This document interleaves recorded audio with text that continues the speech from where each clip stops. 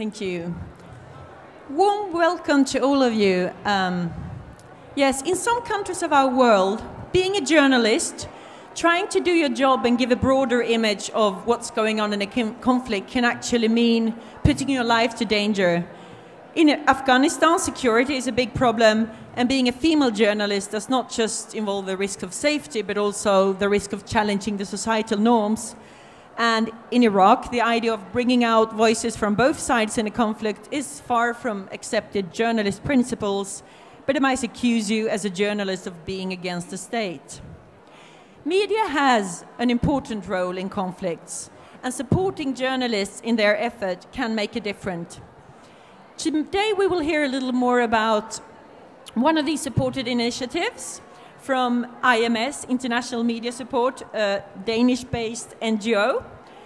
Their work is actually supported by all of you listening here through the taxpayers, as IMS gets Swedish aid through Sida to strengthen independent media. So I'd like to say welcome to Susanna Inkinen, Media Safety Advisor and Program Manager for IMS working with media in Afghanistan, and Osama Habahbeh, Senior Program Manager for Iraq. And my name is Susanna Wasielewski, Ahlfors, and I work at the Communication Department at Sida. Before we start talking about what you do, I would like to ask you, Osama, to try to give an image to the audience. What is it actually like to work as a journalist in Iraq today? It's actually, I mean, being a journalist in Iraq is risking your life if you want to be an objective. To hold it really close to your mouth. Yeah, like this, yes. Okay. Being a journalist in Iraq is a life-risking occupation. I mean, since in the last 10 years, more than 400 journalists were killed due to their occupation. It's like this that, I mean, you have to be sided by someone. Once you are objective or critical or writing with your conscience as an objective journalist, then you risk your life. You have all the time to be to have this self-censorship inside you, to know where are the limits, what can I write. And you have many enemies. It's not only one enemy, the state authorities. You have the state authorities, you have the Islamic State, you have the security, you have all the different militias and groups, religious and ethnic groups. So many enemies, you don't know who to satisfy. So it is a life-risking occupation. How do you as a journalist handle these different kind of enemies, and what are the enemies? You mentioned the states would be one. I mean, the state is the state actually is now using the war against IS, Islamic State, by telling the journalists you have to be a patriot journalist, not objective, not critical, you have to be a patriot, which means that either you are with us against IS or you are with IS. So that this way, I mean, forcing the journalists to take side with IS, Islamic State, or with the state. So, I mean, this kind of challenges the journalist is facing now. So you say that also media can actually strengthen the conflict of civil war by having to take sides. Yes, absolutely. I mean, actually the media plays a major role in launching the war, promoting the war, and of course promoting the peace if they want. Because what happens is the hate speech. I mean, the different ethnic conflicts between the Sunni, Shia, Muslims, Christians, Kurds, Arabs. So every group, every ethnic group has their own media, which is actually promoting hate against the other. So the media is changing, or is creating a public opinion of hatred. Now, I mean, there's a generation which hate each others. I mean, people hate each other, which means the media is strengthening the hate between the ethnic minorities and the sectarian groups, which means that it will be so difficult for the media or for the people to reconciliate. I mean, it takes generation. So what we are doing also with Swedish taxpayers' money is we are promoting the independent media, how to be a peace builder, how to be a conflict sensitive, bridging between the different ethnic and religious groups in Iraq. That's a good word. Just to go back to the problem, are there any independent media, or is it, for us in Sweden to understand the situation, is it more like there is no such thing as independent media, but they're all controlled by different media houses with different agenda, or what's in it for the journalists to take sides in this conflict? I mean, I would say that 95% of the media in Iraq are not independent. They are controlled by different groups. Each group, each ethnic religious group has their own media empire. And they're promoting the ideology of the group, of the party. So that's the 95. And the rest, which is 5%, is independent, but they are so poor. They have no resources to work.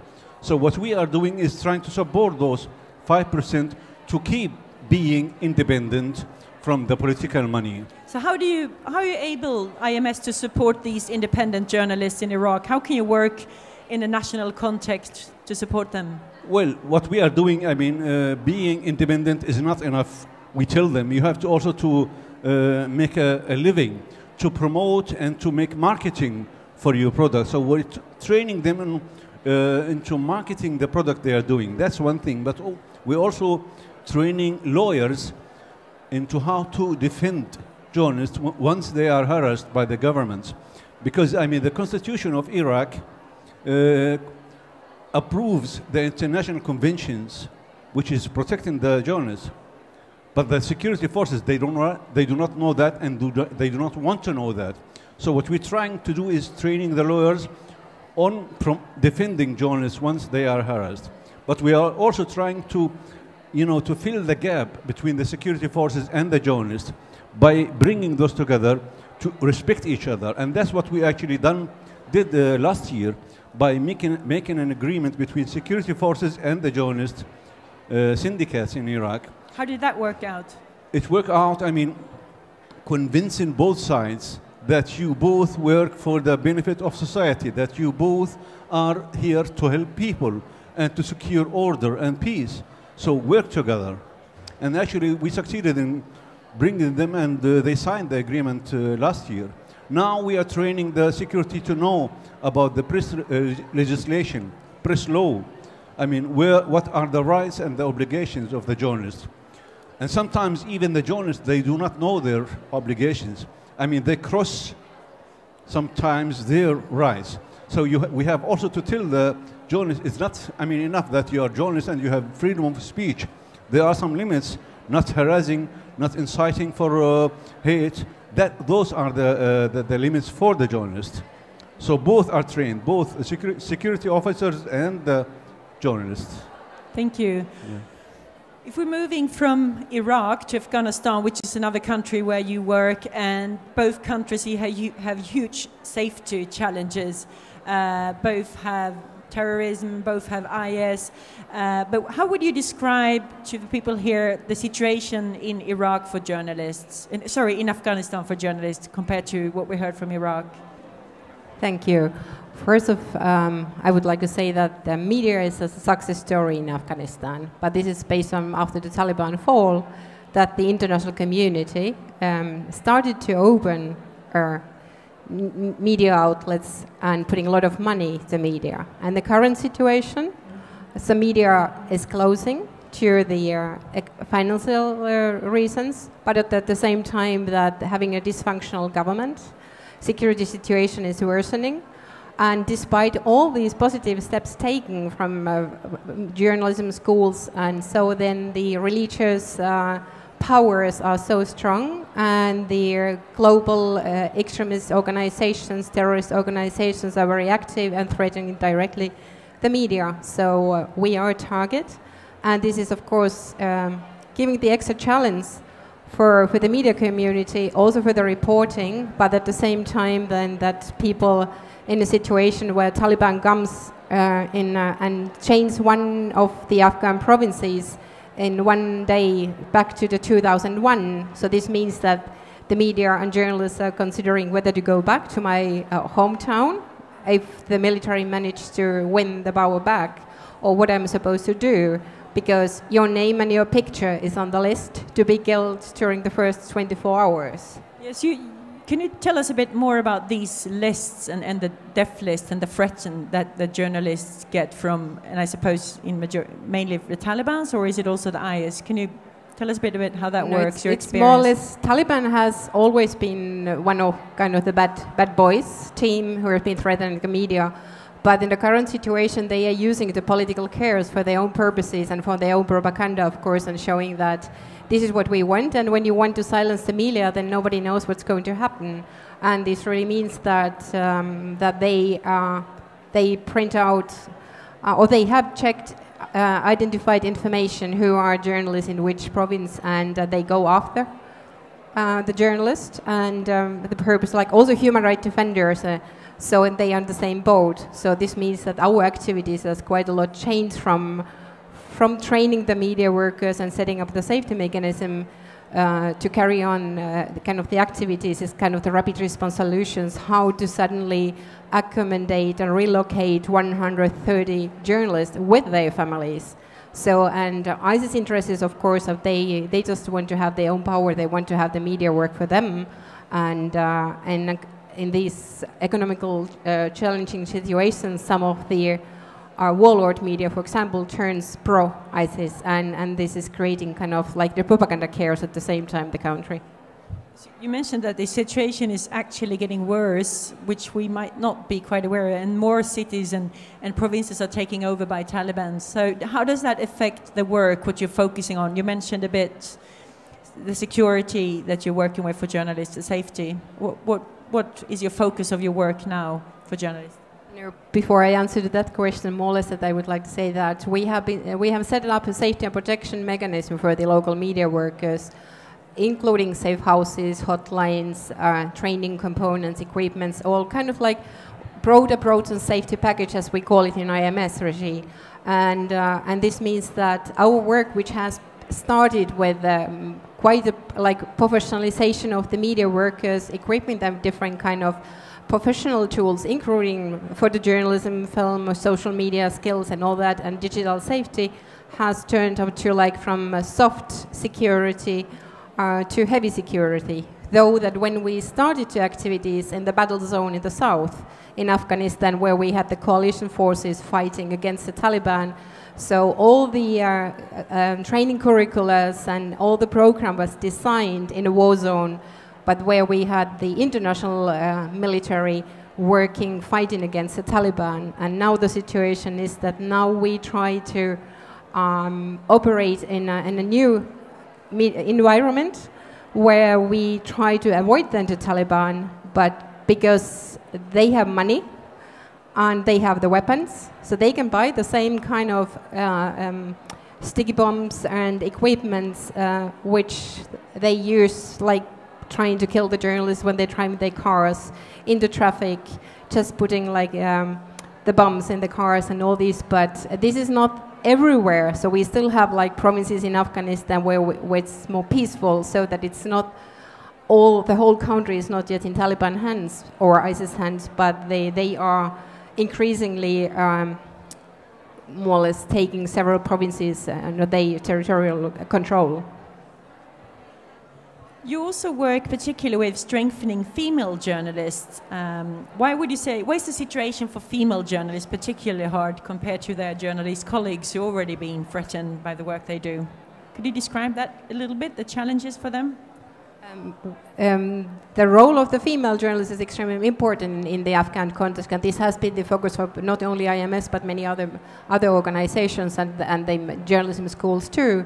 But in a society where you have the dysfunctional government and religious forces are getting stronger, so this means that many families which used to be more modern and open-minded, they have in their own provinces to please the local mullahs, they had to please the local governors who probably are not that pro-women and female journalists. So this means that when the space for women as such, Afghanistan is one of the most dangerous countries being a woman. So it has an impact, of course, for the work of the media workers. And there we luckily, after, let's say, 10 years of positive development in the media scene, that the more free and open-minded media outlets are arranging together with us and on their own also separate arrangement for the female media workers, transportation, and focusing on the working hours, and so that trying to ensure that the women's voices are heard, because if the media close the female voices, then who is then going to tell their story? But it's much more challenging because of the religious context. Yes, religious context, because you made an interview-based study on the condition of Afghan female journalists that I read. Very shocking. More than half of the interviews reported that either some or all their family members were actually opposed to their choice to work in media. How can you support these women? It depends on where you are. The country is big, different provinces, depends on who is in power. And our activities are based, we call it like community-based safety. This means that knowing the bad boys and the good boys in your own village, in your own town, makes it easier in situations, trying to at least start a dialogue. But then, of course, for the young, unmarried female journalists, then the one option is, of course, that the ladies are working from somewhere else. Or we try to reach the families and kind of encouraging them to not to listen to the mullahs that much, but in a situation where everybody's afraid of in some part of the country about their own life. So if the solution is to silence the women, that they're doing that, but there are a lot of different media platforms where the Afghan women are using a lot of social media, of course, and in cities where they have electricity and access to internet, but they have mobile phone platforms where they communicate and write their poems and somehow sending the message further. But there are separate challenge, more or less like solutions from safe houses to training courses and separate for women. And in some provinces, the male journalists are protecting then the women too. So that it depends on where you are, who is in power, with ethnic minority group you belong to, so that there's not like one size doesn't fit for the whole country. What's the situation for women, female journalists, and the role of women in Iraq, Osama? Well, I mean, you asked before about the threats which female journalists faces in Iraq. It's exactly the same threats as male journalists face, but with the extra dimension that there is the sexual harassment, which they are really subject to. And that is not only from security forces who are stopping the female journalists on the checkpoints, trying to search them, body search them, but also from their own colleagues at the same media house. So the sexual harassment of the female journalists are an extra than all the other security harassments. So what we are doing, I mean, for the gender is how can we promote and enhance the voice of women. Therefore, we have actually started a project with female magazines that female editors and writers, they are writing about their own situation. It's a glossy magazine which talks about the makeup and the clothes, but also about the social enhancement of the female in Iraq. So there is a message there on those magazines. But what happens also generally in Iraq, actually since June 2014, when Islamic State came to Iraq, that who were participating with the Peshmerga, with the fighters against the Islamic State. It was the female fighters. And the female fighters actually succeeded in defending the Kurdish area against IS, which had really promoted the status. People know as Peshmerga. Yes, which has really promoted the status of the female soldiers in Iraq. And we have exploited this momentum by writing about women are not only at home or housewives and bringing up children, but they are also defending the country against the enemies. So that's what we're trying to do. But yes, we have 1 minute to go, and I wanted to ask you one more question, yes, if I may, just for short answers. You're giving some great examples of today, but if you were to summarize why media and journalists have a specific and important role in conflicts, what would be your answer to that question, very shortly? I mean, the journalists, they are the one who are creating sometimes the war, and they are the one who can stop and mediate in this war. And that's what is actually evidence now in the Middle East. Oh, I would say that, of course, their role is like serving the public and bringing the voices out, but also being part of like being more or less killing the propaganda which is ongoing, provided by the religious media and warlords, so that they bring the objective and the voice of the Afghan public. Thank you very much, Susanna and Osama. And for you who are interested to chat a bit with them and know more about the very important work of IMS that you are all supporting, you're very welcome over to Sida Monter at the bottom of this end, and you'll be able to talk to them and ask them more questions. Thank you very much.